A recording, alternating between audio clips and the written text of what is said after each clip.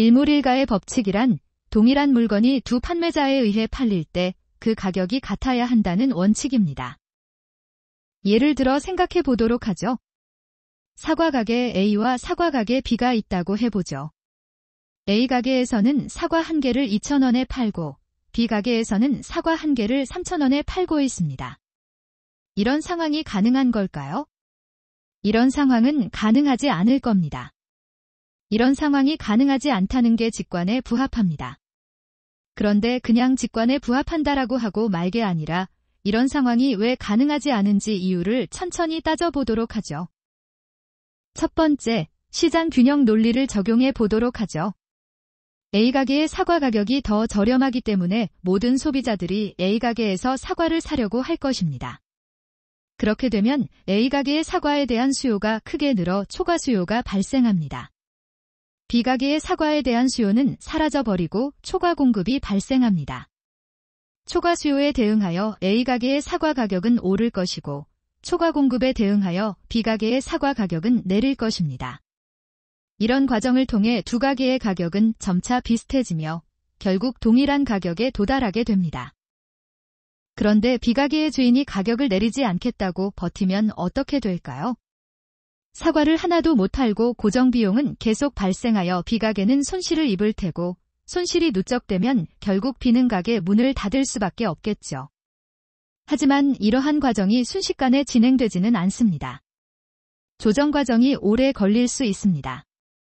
B 가게의 주인이 매우 부유하고 가게 운영에 관심도 없는 상황이라면 A와 B의 가격 차이는 매우 오랫동안 지속될 수도 있습니다. 가격 차이가 지속되는 동안에는 일물일가의 법칙이 성립하지 않는 것처럼 보일 수도 있습니다. 결국 시장 균형 논리만으로는 일물일가의 법칙이 항상, 즉 매순간 성립한다고 하기는 어려운 면이 있습니다. 일물일가의 법칙에 대한 두 번째 설명은 차익거래 기회 부재의 원리에 바탕한 것입니다. A 가게에서 사과를 2,000원에 사서 B 가게에서 2,500원에 팔면 500원의 이익을 얻게 됩니다. 이런 거래를 차익거래라고 하죠. 사과 1개 대신 사과 1,000개를 거래하면 이익은 50만 원이 됩니다. 이렇게 쉽게 돈 벌 수 있는 기회를 사람들이 그냥 놔두지는 않겠죠. 누군가가 A에서 파는 모든 사과를 사서 B에 팔아버릴 것입니다. 그러면 다른 사람들은 A에서 2,000원의 사과를 살 수 없게 되겠죠. 그러니까 동작 빠른 사람 1명을 뺀 나머지 사람에게 사과 가격은 3,000원이 되고 일물일가의 법칙이 항상 성립한다고 할 수 있습니다. 차익거래를 한 사람 1명만 빼고요.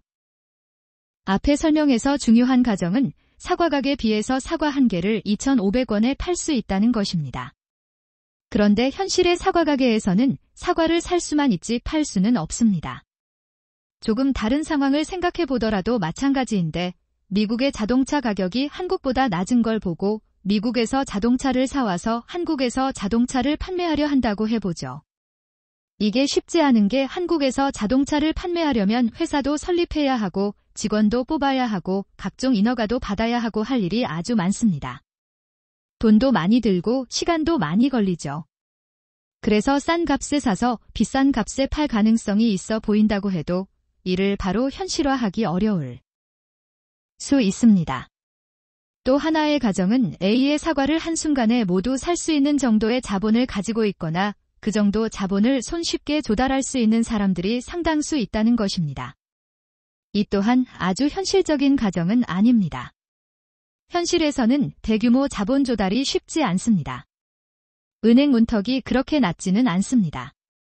벤처캐피탈에서도 몇 분 안에 거액을 조달할 수는 없습니다. 결국 가격 차이가 있다고 해서 차익거래 기회가 있다고 말할 수 있는 것은 아니고 차익거래 기회 부재의 원리를 적용할 수 있는 것도 아닙니다. 시장 균형 논리는 가격 조정 과정이 얼마나 오래 걸릴지 예측하기 어렵다는 점에서 한계가 있습니다.